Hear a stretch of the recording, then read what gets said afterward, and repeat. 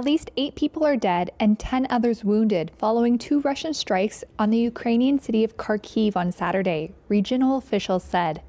Ukraine's national police said the attack was launched by drones, while regional officials said Russian forces used missiles and bombs. Kharkiv's mayor said residential areas were hit, including high-rise buildings and a gas station.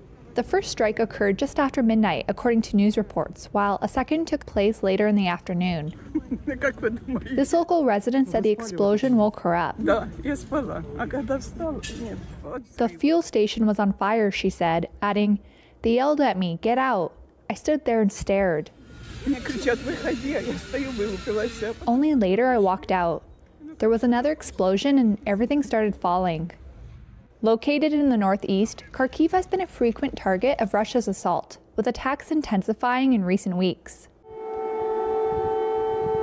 Air raid alerts could be heard across the capital Kyiv and remained in effect for Kharkiv and most of the country following the strikes. Ukraine's military said its air defenses destroyed 28 of 32 drones and 3 of 6 missiles launched by Russia.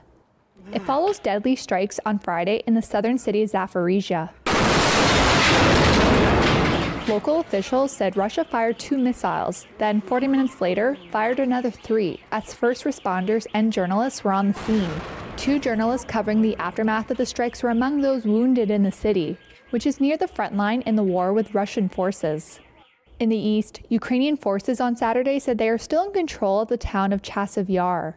Russia's RIA news agency released a report earlier, citing Russian forces as saying they had entered the suburbs of the town. Ukraine's military said the report was untrue. Russian forces are inching forward in eastern Ukraine after capturing Advika in February. Kyiv's soldiers are trying to dig in, facing long-term shortages of artillery shells with U.S. aid stuck in Congress.